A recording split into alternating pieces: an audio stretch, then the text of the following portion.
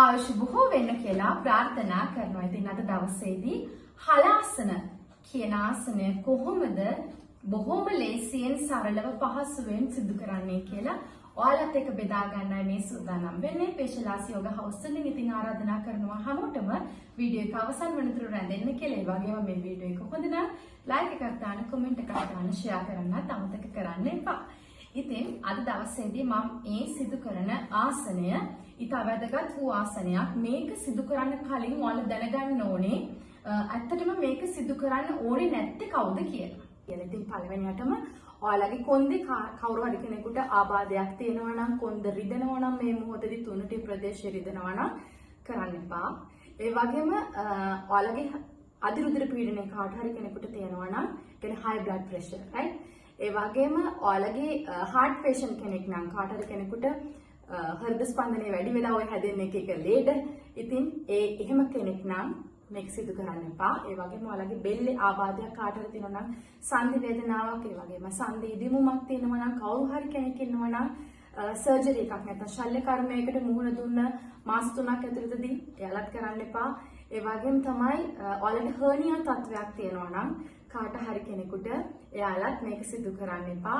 ඔළුවේ රිදිල්ලක් කාට හරි කෙනෙකුට තියෙනවා නම්, හිසේ ආබාධයක් කියන්නේ පොඩ්ඩක් රිදෙනවා වගේ නම් මේ අවස්ථාවේදී හරි කමක් නැහැ. මේක සිදු කරන්න එපා. මේ කියපු අය සිදු කරන්න එපායි කියලා කියන්නේ වෛද්‍ය සහාය ඇතුව සිදු කරන්න එක ප්‍රශ්නයක් නැහැ. නැතුව හිතුමතේට මේ ආසනය සිදු කරන්න යන්න එපා. ඉතින් එපා කියන්නේ එපා නිසා, right? ඉතින් මේ ආකාරයට තමයි හලාසන කියන ආසනය පුරුදු පුහුණු වෙන්න තියෙන. ඉතින් මේ ආසනය දකිනකොටම ඔයාලට හිතෙන්න පුළුවන් අම්බෝ මේ ආසනය හරිම අමාරු ආසනයක් නේ. මොකද්ද මේ කරන්නේ? අපිට මේක කරගන්න අමාරු වෙන්නේ කියලා එහෙම හිතන්න එපා. මම කවදාකවත් එහෙම කාවත් අමාරුයි දාන්නේ නැහැ. බොහොම ලේසියට පහසුවට කියලා දෙන්න. මුලින්ම අපි සාමාන්‍ය කරන විදිහට කියලා දෙන්නම්. ඊට පස්සේ ඒක අමාරු කවුරු කෙනෙක් ඉන්නවා නම් එයාලට කොහොමද තවත් ලේසියෙන් සිදු කරගන්නේ කියලා මේ වීඩියෝ එකෙන්ම මම කියලා දෙන්නම්. right? හරි. අපි හිමීට හේතු වෙමු මේ ආකාරයට උඩ බැලිය අතට. right. හිමීට පාද දෙක ලං කරගන්න, අත් දෙක දෙපසින් තියාගන්න. ඉහළ බලලා මම මෙහෙම හැරුණට ඔයගොල්ලෝ හැරෙන්න එපා. මොකද හේතුව මේ බෙල්ලේ ආබාධ එන්න පුළුවන්. right. හිමීට දණිස් දෙක නවලා අපි මෙන්න මේ ආකාරයට තියාගමු අපේ පාද දෙක. ඉහළින් අත් දෙකෙන් අල්ලගෙන අපේ කලව ප්‍රදේශය අල්ලගෙන හිමීට අපේ මේ බැටක් එක නැත්නම් අපේ පසුපස ප්‍රදේශය නැත්නම් අපේ හිප් එක අපි ඉහළට අරගෙන එනවා මෙන්න මේ ආකාරයට. right? අපි මේ ඉහළට අරගෙන එනකොට මේ බැටක් එක පුළුවන් තරම් අපි ඉහළට ගේන්න ඕන. ඔයාලට පුළුවන් කමක් තියෙනවා නම් මේ අපේ නිකට පපුවේ ගෑවෙන විදිහට අරගෙන එන්න ඕන. right? දැන් මම මෙහෙම අත් දෙක තියාගෙන හිටියට ඔයාලට බැලන්ස් නැති වෙන්න පුළුවන්. ඒක නිසා අත් දෙක අරගෙන ඉවරලා හිමීට ගේන මේ ආකාරයට අපේ ඉන ප්‍රදේශයට. right? මම ආයෙත් පෙන්නන්නම්. මේ ආකාරයට රැඳුණා. දණිස් දෙක නවලා අත් දෙකෙන් අල්ලගත්ත කලව ප්‍රදේශයෙන් ඉහළට අරගෙන ආවා. මේ ආකාරයට අත් දෙකෙන් අල්ලගත්තා හිමීට ඉන ප්‍රදේශය. මේ ආකාරයට. දැන් තියෙන්නේ අපිට මෙහෙම ඉහළට ගෙනාවට පස්සේ හිමීට දණිස් දෙක දිග හරින්න. දැන් මෙහෙම දණිස් දෙක දිග හැරියට පස්සේ ඔයාලට හිතෙන්න පුළුවන් මේ කකුල් දෙක බිම ගෑවෙන්නේ නැහැ නේ කියලා. right? උත්සාහ කරන්න කකුල් දෙක බිම ගාවන්න, එහෙම ගාවන්න බෑ කියලා හිතනවා ප්‍රශ්නයක් නැහැ. මුලින්ම අපි මේ ආසනයේ මේ ආකාරයට ඉන්න පුළුවන් වීම ගැන සතුටු වෙන්න. right? මේ ආකාරයට පුළුවන් නම් උත්සාහ කරන්න රැඳෙන්න. ඊට පස්සේ අපිට පුළුවන් මේ අත් දෙක අරගෙන බොහොම සැහැල්ලුවෙන් අල්ල පොළවට හිටින මේ ආකාරයට තියාගන්න. මේක තමයි අපි සාමාන්‍යයෙන් හලාසන සිදු කරන ආකාරය. right? අපි දැන් ආයෙත් මේ ආසනය සිදු කරගන්න මේක අයින් වෙනවා නම් ඒ විදිහටම පාද දෙක හිමීට ඉස්සුවා, ලං කරගත්තා, අත් දෙකෙන් හිමීට ඉන ප්‍රදේශය අල්ලගත්තා, දණිස් දෙක නැවුවා, බොහොම හැමින් ගෙනාවා හිප් එක පොළවට, පාද දෙක ගෙනාවා පොළවට. හිමීට අපි හරවන ඔළුව දකුණු පැත්තට, ආයෙත් ඔළුව හරවනවා අපි වමට. මේ ආකාරයට දකුණට වමට. බොහොම ලේසියෙන් අපි දැන් බලමු කොහොමද මේ ආසනය සිදු කරගන්නේ කියලා. ඉතින් කට්ටිය වාඩි වෙන්න.